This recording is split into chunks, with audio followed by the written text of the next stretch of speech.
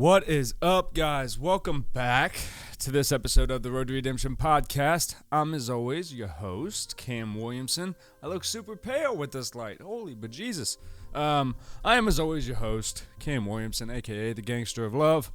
I'm the founder of the Shatter movement, where we're shattering labels and stigmas around mental health with our daily lives and doing it through action. I do that with my vlogs and also this podcast, the Road to Redemption podcast, which I am so happy to bring back to you. Today, I'm going to discuss getting out of the rat race. It's something I've done successfully. It's one of the things I'm most proud of in my life, other than my children. And it's that I did one thing very successfully. And I remember the moment that I did it. So we're going to talk about it. I got out of the rat race, not just the 9-to-5 working for somebody else rat race. I did do that. And yes, some of that was beyond circumstances outside of my planning, and we'll talk about that too.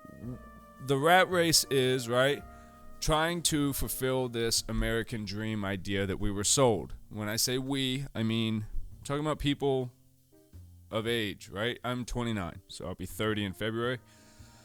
A lot of people around me are turning 30 right now. And, great, my dryer just kicked on.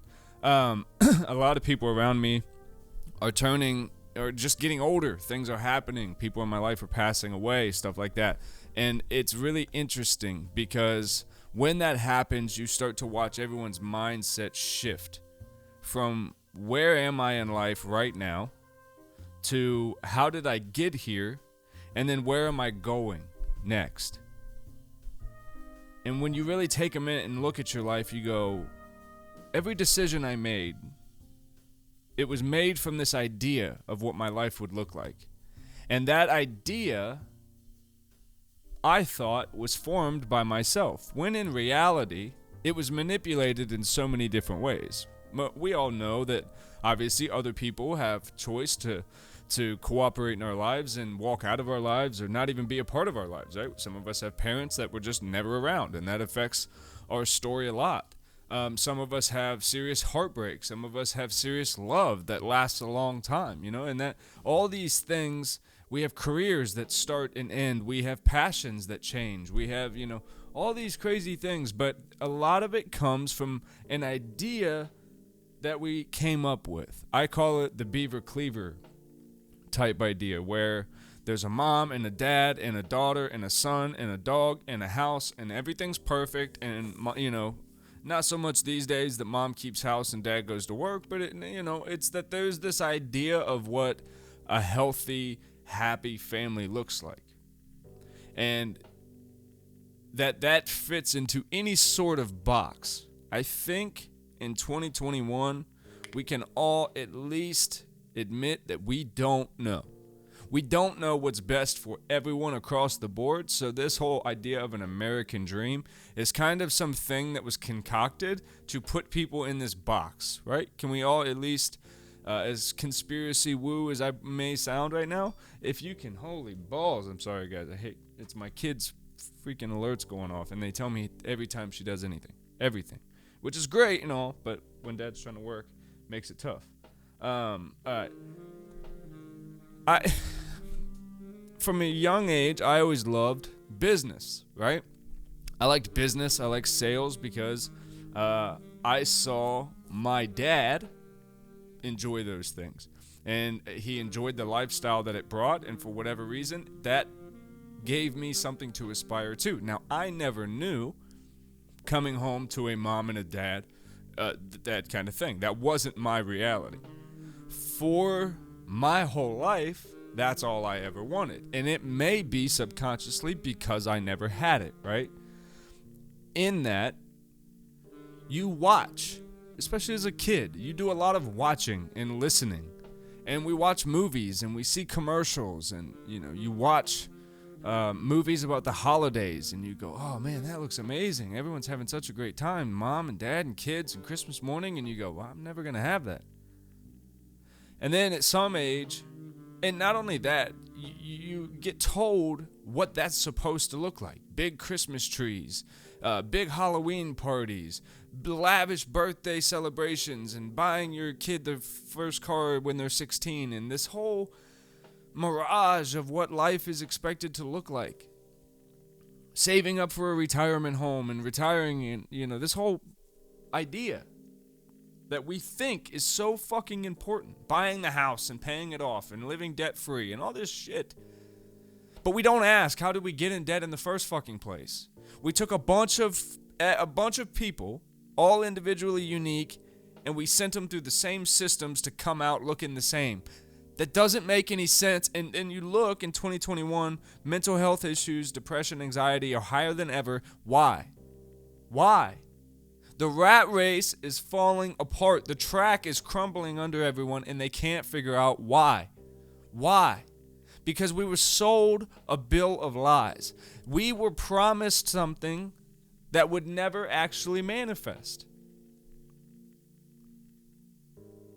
From the times of Walt Disney and being kids and learning about what, these heroic acts of bravery to fight for love and all this shit. All the way up to including the shows that we watch when we're kids. I watch Boy Meets World now, and you're like, wow, that's intense. That's intense because we connect to it so much, right? But that's a show. And I say this so much, but that's a show, and someone in that show gets to direct the ending.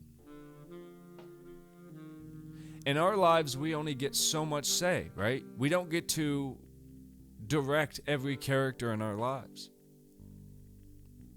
So therefore, what the American dream is to you may be very different than what it is to someone else. So if they're involved in what your idea of the American dream is and you two aren't, well, then how is that fair for anybody? Right? So what you have to realize is the whole thing is a sham. Right?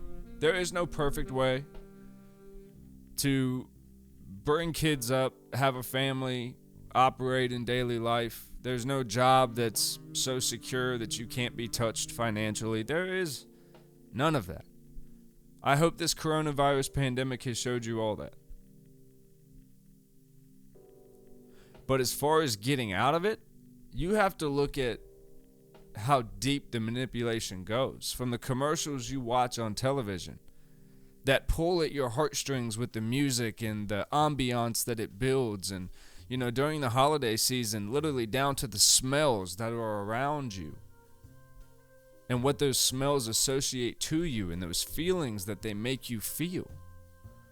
It's such a deep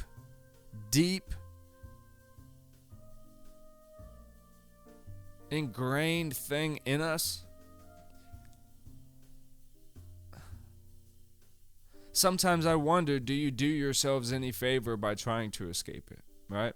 Because here's the thing. When you try to escape this rat race and you try to go build your own life, a lot of it, you'll hear entrepreneurs say this, you'll hear everybody who chooses to try it, to take the path less taken.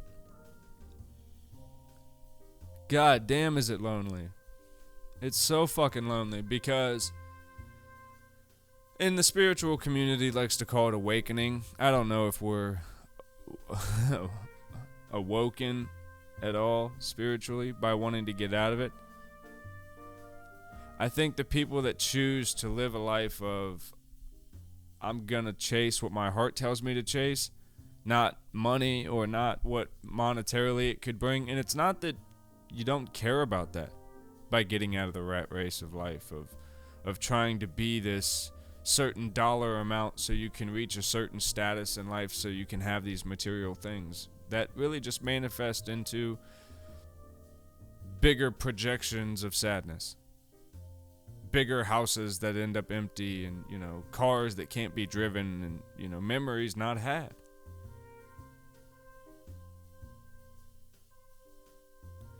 And it's a reality in life that when you try really hard to build a reality of your own,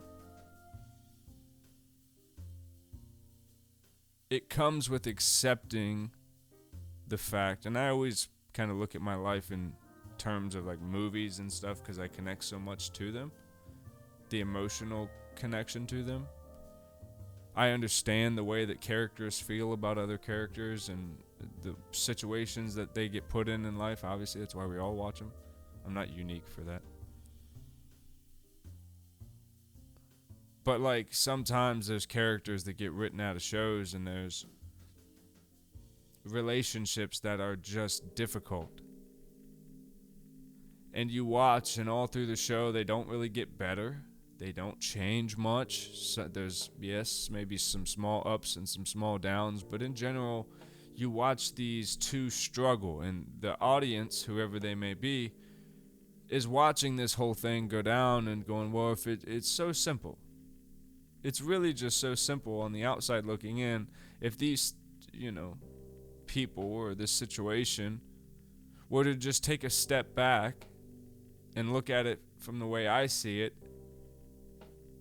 well, they wouldn't do this to one another, or people wouldn't act this way. They wouldn't put certain people through this, and they wouldn't chase that so much if they knew that that's an empty fulfillment. And we watch TV and entertainment with so much hindsight, right? And then we turn it off and go, oh, well, that was fun.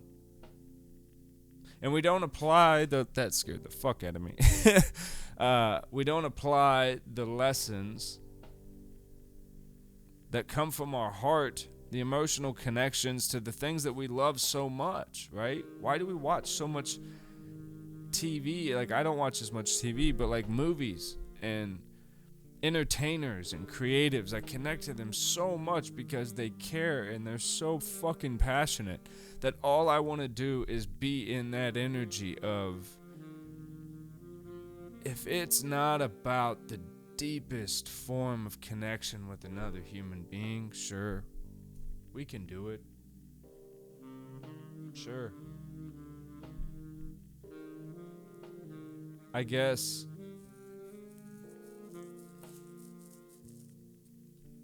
I want everyone to take a minute and just sit, right? And this is going to be weird. A lot of you probably turn it off, what the fuck ever. But just sit. If you're driving, don't fucking do this. Wait till, pause it and come back later. Close your eyes. Look at your life. Everything about it. Where you are. And don't bullshit with yourself. Don't already start making excuses. Well, I'm already doing it. But no, stop. Sit with yourself. And now imagine that same exact thing going on for another 10 years. You good with that?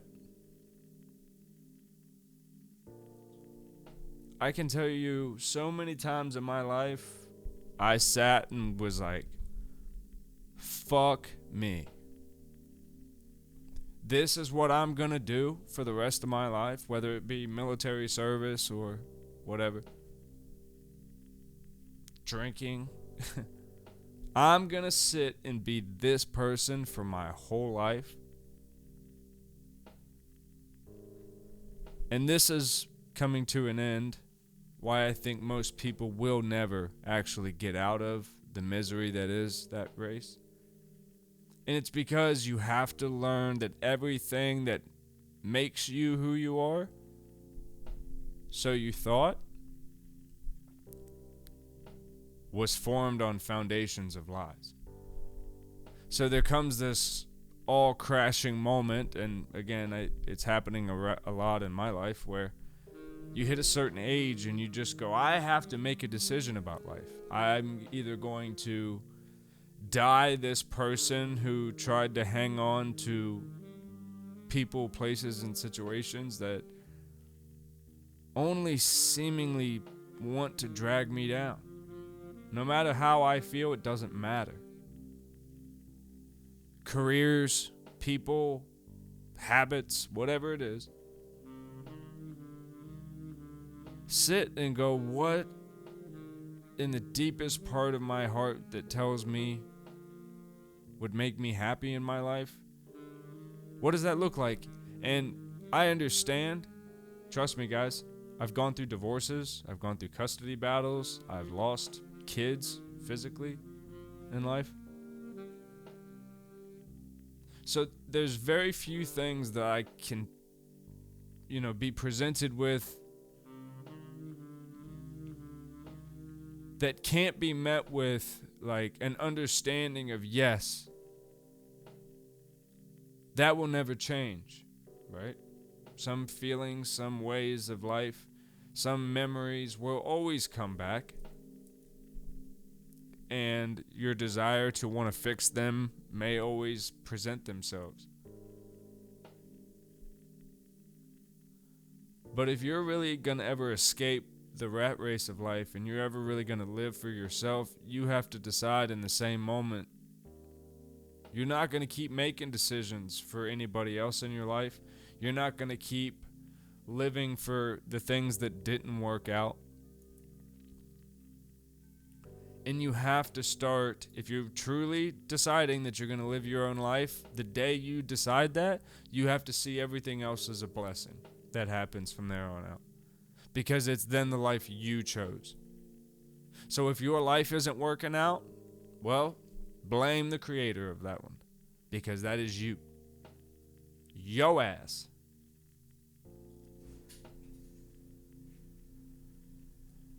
I don't know if you guys can hear my dryer, but it's loud and it keeps scaring me. So with that, sorry, it was kind of all over the place with this one, but it's been a crazy week with Indigenous People Day. My kid was off school, so that's why there was no episode yesterday. And it's just been crazy through my own healing and trying to figure shit out about life in my own head. It's been weird, man. It's just been weird. I spend a lot of time inside my own noggin, and I do it with the hopes that hopefully I'll be able to come back to you all with some hope. And I'm trying my best, guys. I'm trying.